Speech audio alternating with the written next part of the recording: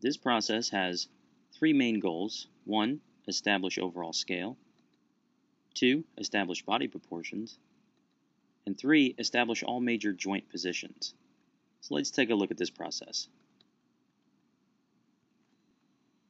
Okay, so let's get started with the blockout. As you can see here, I've got a finished version of the blockout ready so we can look at and kind of check out a couple things. I wanted to show you here how it compares to the image planes. You'll notice that we do have edges doing specific things and holding certain places. We also have our joints placed and ready to go. Zoom in so you can see that a little better. So right here, we're following kind of the pec line. As you can see, we don't have enough geometry yet to get a better shape. So again, this being just a blockout, we're looking for a rough shape that's going to establish lengths of the arms, lengths of the legs, torso, and head shape. Okay, so just jump in a couple windows here, and I'm going to go ahead and hide this layer, and we'll get started. Now, first thing you're going to notice is that this process is very similar to our 3DF process. If you remember back from your 3DF days where you built a character, it probably was the same character here that was demoed. And the only thing that's going to change is something we're going to do here in the chest. We're going to create a loop called the cape loop. This is a very specific loop that we want to have on our models, and when we get to that point, I will show you how we can actually get that. So I'm just going to start the process here with a cube. My cube is a little large there, so I'm going to go ahead and cut that down to just a 1 by 1.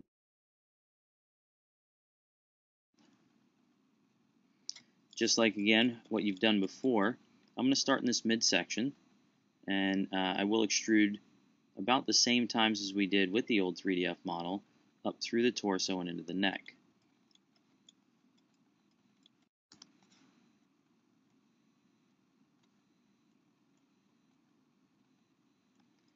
Now, with most image planes, you're going to have the problem of it not matching on one side. That's okay. This will be nothing to worry about.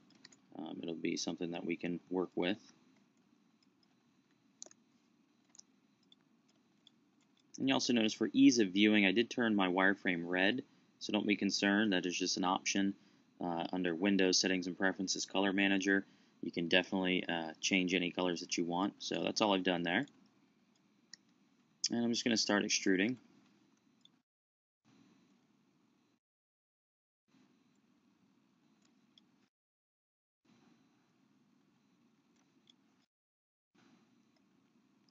And you can see following the same thing where we want to make sure that certain contours of the body are taken care of. We'll do more of this and I'll explain more of it later, but right now we want to hit up certain things.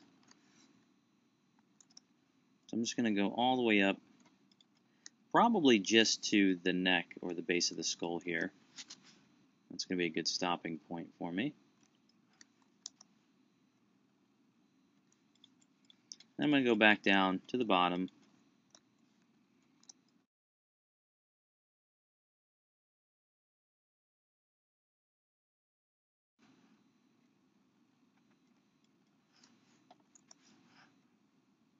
And then the same thing, kind of like what we did in the shoulder, and scale that inward.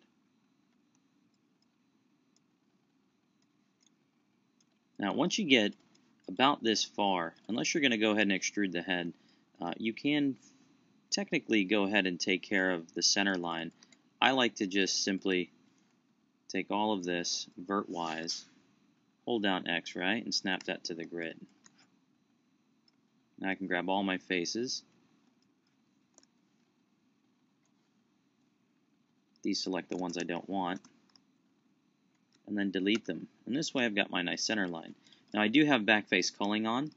If this is something you don't like or something that you do have turned on and want to get rid of, you can change it in your shading options, or you can simply do a shift, right click, polygon display, and toggle backface culling on or off.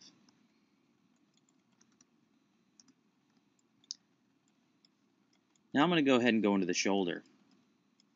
You'll also see me draw once in a while on these screens, and that way I can show you some things and kind of depict what we're looking for. We're going to be looking at specific edge loops. Now, there is one edge loop that will follow the pec up through the side and into the delt, which is your shoulder. Okay, this is something that we want to start establishing now. And I'm going to show you two ways of getting it. One is going to be a little bit slower, but will arrive at the same result, and that's really what we try and push here in this class. Is there are many ways to get the same result, and this way that we're going to do is just going to be one of them. I want you to pay attention to your geometry. If you see that you already have that geometry there and ready to go, just use it. If you're not seeing it, don't worry. Your eyes will get trained throughout the month, and we will get you seeing some wireframe and seeing some geometry solutions. So first thing I'm going to do is grab the center, and I'm going to bring that down to the base of the chest, so you can see we're kind of following that pec. And then I might grab that first vert in the front and pull that up a little bit to match that pec line. Now I know we can't get the curvature, but that will come later on.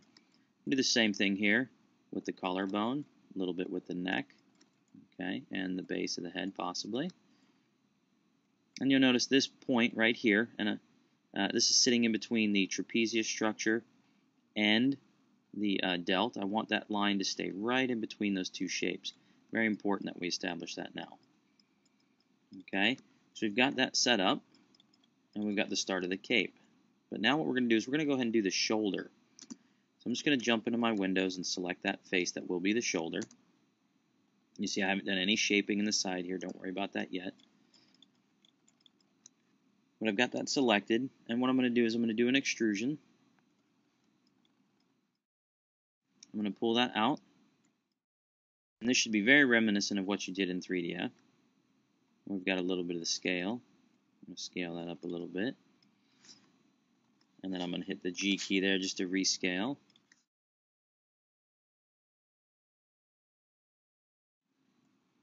To kind of start getting that arm. And we can go in here and work with it. Now I'm going to draw a little bit here just to show you some things. And to do this, I'm going to use a program called OmniDazzle. OmniDazzle is a program you're going to see me use for a lot of critiquing and whatnot. It's a great little program, and it has this scribble application. And you can see it's got some hotkeys here, and you get different color pens. But it's really, really nice because it allows me to draw right over my screen and actually act as a whiteboard. So I've got that. Go ahead and activate a pen. Go with green, whatever color. It's got green, blue, white, and red. And I'm just going to kind of look at what the cape is going to be. The cape is going to be this edge that will follow this line. Okay? And we need to look over at our geometry and see if we've got something that is like that. And if you notice, this edge goes this way and then jumps out into the arm. It is not going up and over the shoulder, so we need to make it do that. Okay? This is wrong. This is going to be correct. So to make this happen, I need to do a little bit of retopologizing, which just means reorganizing my geometry, laying it out slightly different. So the first way I can do this is I'm going to make this edge here connect with this edge.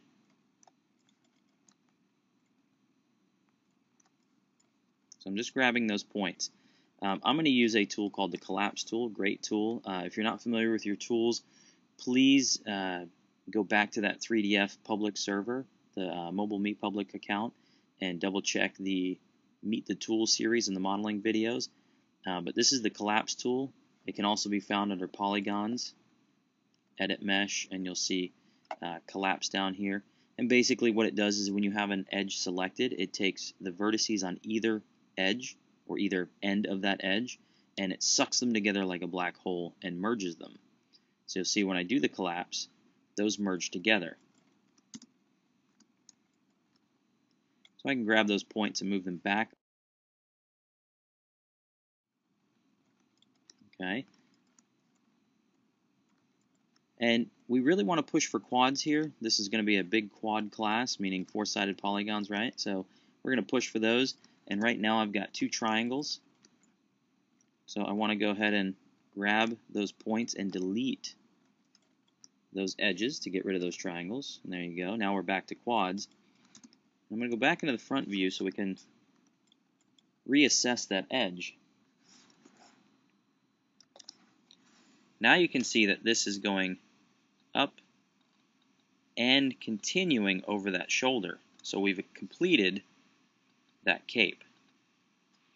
And hopefully you see how that works. If not, eventually you will start to see that and it will make sense. So we've got that cape going. Now that was the slow way. Let me show you a little faster way.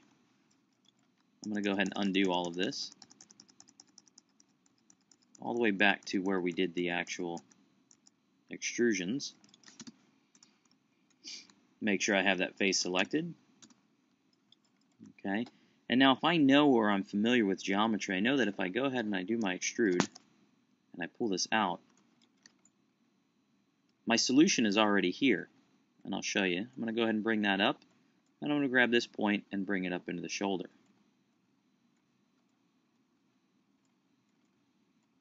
And you can see there, we've got the same solution that we had with the other process. Just this one's a little bit quicker. So I really want you to pay attention to your geometry and what you have before you move on and before you kind of think about the long way around it. Sometimes the long way is the better way. It will keep you moving forward. But again, just always pay attention to what you need, look at what you have, and see if you can solve that problem. Okay, so right now I'm just going to go ahead and go down the arm, and then we'll go ahead and we'll tackle the leg. And this is kind of a refresher for you, so it shouldn't be too bad.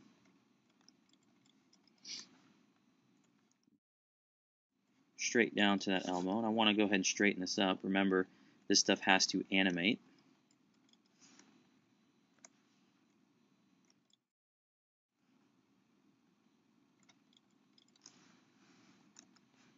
Now I'm going to put 3 points of bend here.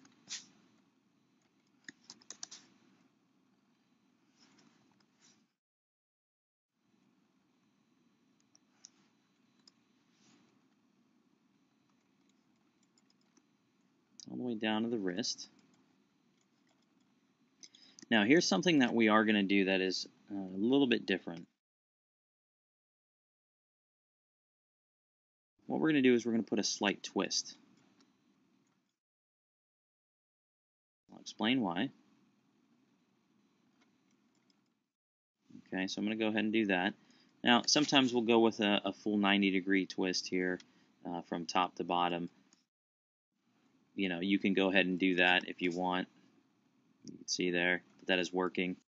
The reason we're doing that is if we look at the forearm muscle structure, we have to understand how it flows. And with the palms facing downward, this whole structure is twisting. So if we follow that muscle, it's twisting down to the side. Okay, and that's what we're actually mimicking with this twist in the forearm. This way, if a rigger takes this, they can rig it, and the hand can rotate back up, untwisting the forearm, setting it in its natural pose. Let me go back in here and grab that. You can see we've got that situated now pretty nicely. We've got a nice little twist there in the forearm. Sometimes I do like to grab this edge. And I'm going to twist that a little bit. And expand it up. Okay. And you'll notice here that we're not going to be trying to get all of this nice detail. Really, we're looking for a very basic silhouette. This is, again, just to get that proportion, just to get the overall scale and size of this character. Go back into face. We'll go ahead and finish off this arm by completing the hand. Now for the hand, you can go 2 or 3 bend points here. I'm just going to go with 2.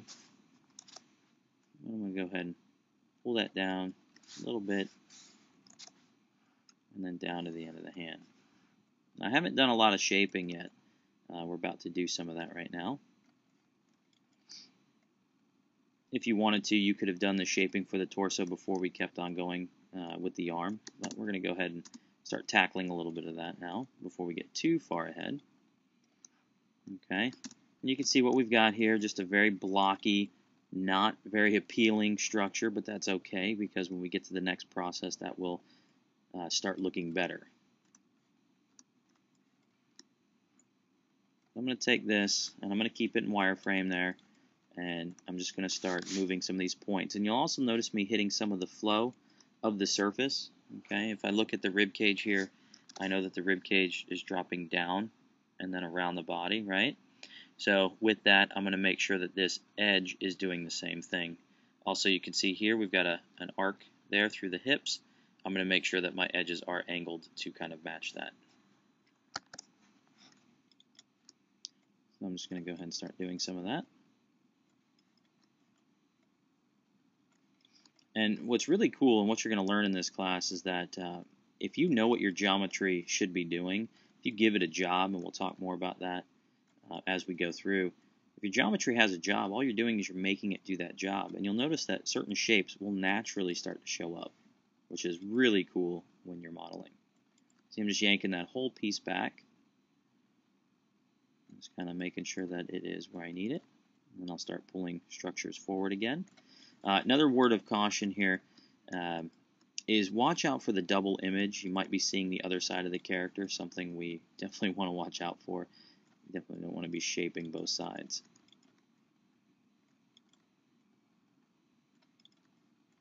Okay, and chances are this is going to look uglier before it gets better.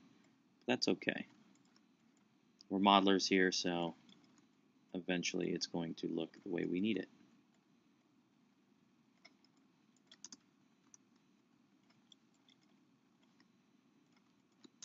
So I might jump in and out of cameras just to kind of set certain things.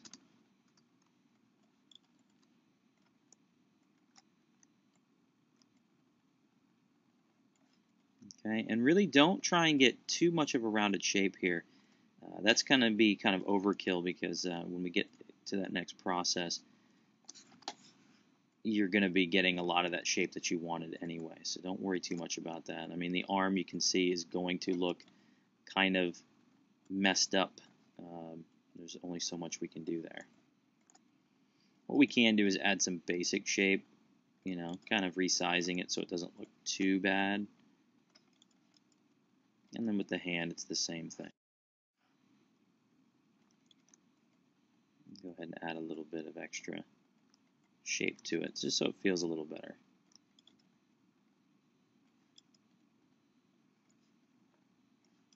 Okay. Another thing I like to do is grab these faces on the side and scale those inward. That way we're getting a little bit of taper to the body. Not a lot, just a little bit there. Okay. And now we're going to go ahead and jump into that leg.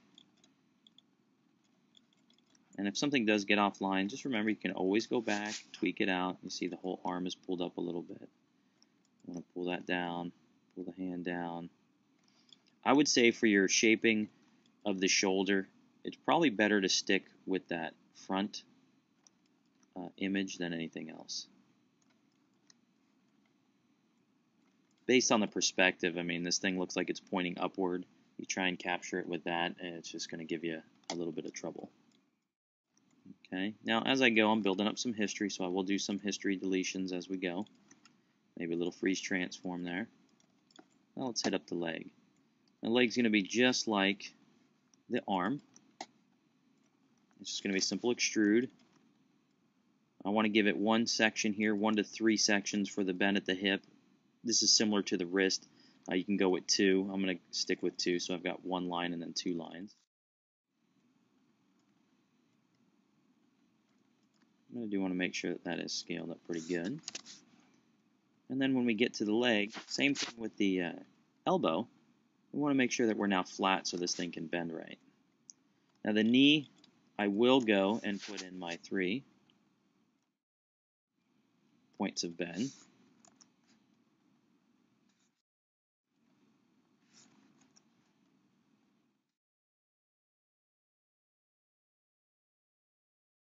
And then I'll go right down to the ankle. You'll see I'm just extruding as I go using that G key.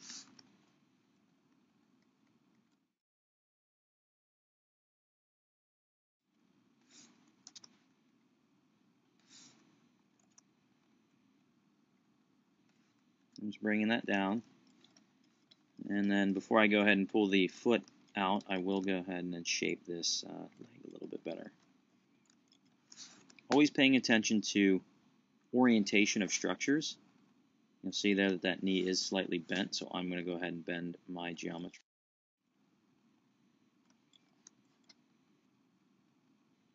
And then I kind of have to guesstimate here on the foot. If I drop this down too much, yeah, I might be matching the side shot, but that's going to really destroy the front shot. This is where, as artists, we have to begin to actually make some choices as to what's right. We understand that our image planes may lie to us from time to time. As you can see here, the ankles are not lined up from front to side. That's just something we have to deal with. Sometimes it's easy choices, sometimes it's not. Just kind of continuing to go around here, fixing up whatever needs to be fixed up. I want to take back in that inner thigh a little bit.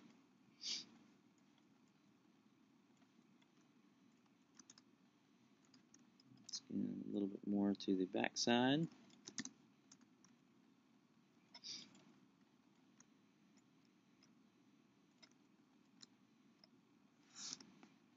I'm just going to scale that edge. I don't know. Maybe I'll leave it where it's at. Okay. I'm just going to go through and do a little bit of maintenance on some edges. I definitely want these to line up with some of the structures. So I'm going to bring this upward to match that rib cage, bring this down through my center line. I want to go ahead and drop this to match through that structure as well.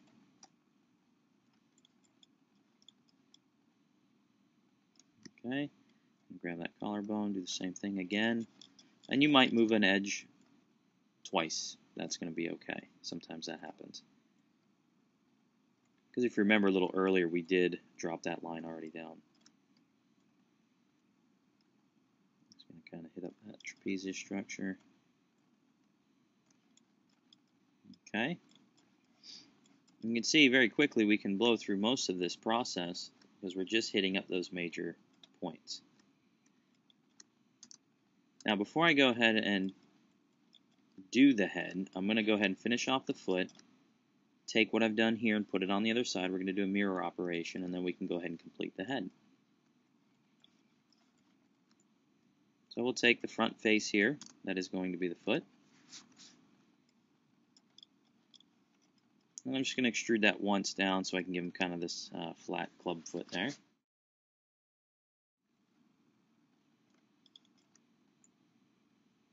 And feel free, if you want to take a different approach to this, that's fine. As long as the end result is what we're looking for, that's what's most important. So that's going to be kind of up to you. I know that sounds weird that we're giving you some options there, but that's completely fine. You might have a different workflow or have established something through your time here at the school.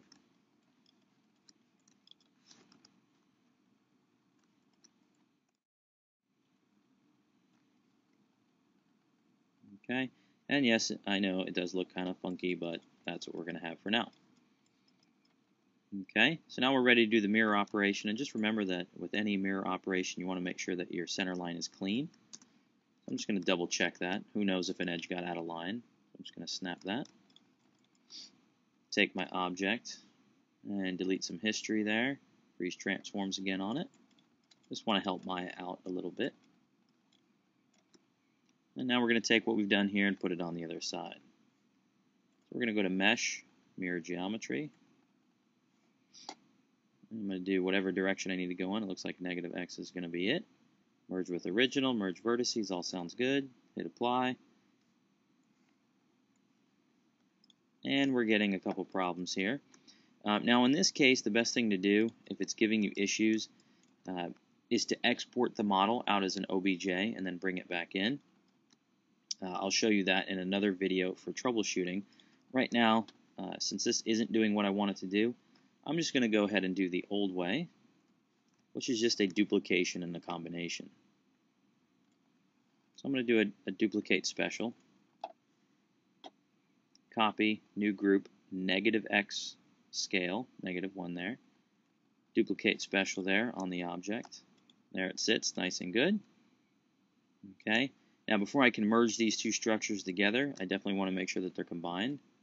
So we'll do a combination. And then I'll merge my vertices down the center. Let me go ahead and grab one of those points and make sure that they are connected. It is. And another way, if you want to make sure that your stuff is connected, is just go to your display, polygons, and border edges, and turn those on, and that way when you do the merge vertex, you'll know right away if it worked or not. Okay, so now you saw that that tool didn't work, but what I didn't do was panic. Okay, all we did was I thought of a workaround. That's going to be a very important lesson to learn throughout this class. I need you to keep moving forward. If something doesn't work right, find another way to get it to work. Okay, I know it sounds easy enough, but you've got to learn to troubleshoot, and that's what we're going to help you do. And taper that neck a little bit. Okay, so now when I go ahead and I start doing the head, I can very easily extrude this from my structure as it's sitting, and it'll scale nicely and do everything I need it to do. Oh, before I do that though, a little bit of a nitpicky guy when it comes to shaping. I'm going to go ahead and pull that shape back a little bit there, a little bit back here, and so on.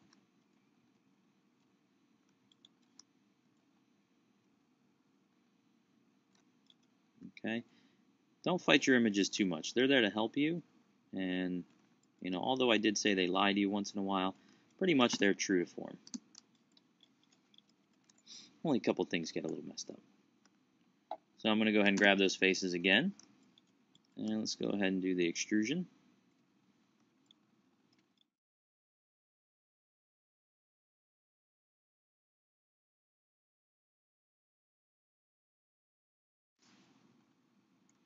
And this might be the chin.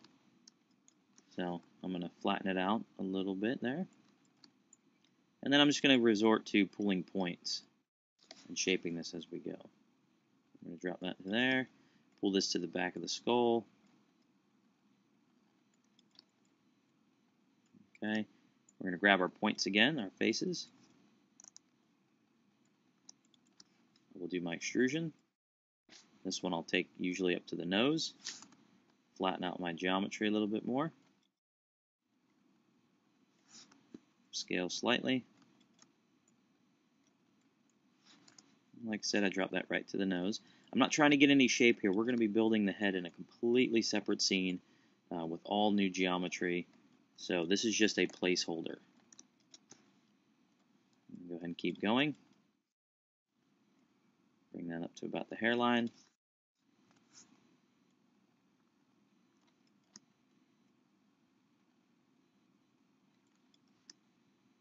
I could scale that a little bit more.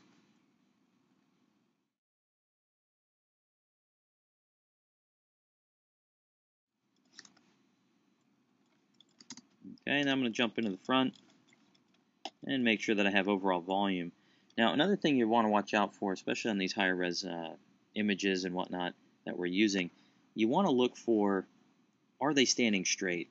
And the reference images we're going to use, a lot of them aren't, which you may seem or start thinking that that is why we give such garbage images, but this is the way it is. You've got to be able to work with those images and make it usable. Okay, so I'm looking at him and I can tell you that his head is a little bit off. If I needed to, I could grab this whole section and move it over to make sure I'm roughly the right size. And then I can bring it back, or I can undo, or you know, whatever is going to work for me. Okay, here I'm just going to take it and kind of eyeball that structure to be roughly the size that his head is. So I will take some of these and scale them out, scale them upward, all kinds of stuff. Okay, that's going to work because by the time I take this over and I move it over, I am pretty good with the size of his head. Okay, things like the jaw and whatnot, again, we'll be building this whole structure over. Okay, just double checking it, zooming around there, making sure we're getting an okay shape. But there it is. This is the block out. This is what we're looking for. All right, I can only tell you that this is going to help your modeling process a heck of a lot. It will really set up everything to start on the right foot. Okay, so again, once you're done with it, it's a good idea to delete your history, freeze your transforms, possibly center your pivot. I like to leave my pivot down at the bottom, so if it's already there, I'm going to leave it. And then I would save this just to have a backup, save it as your blockout file, and then we'll move on to the next phase. Once you're finished with this process, it's important that you can answer the following questions. Is your figure sized correctly? Do the proportions match? And are all of the major joints in the correct place? If the answer is yes to these questions, it's time to move on to the next step.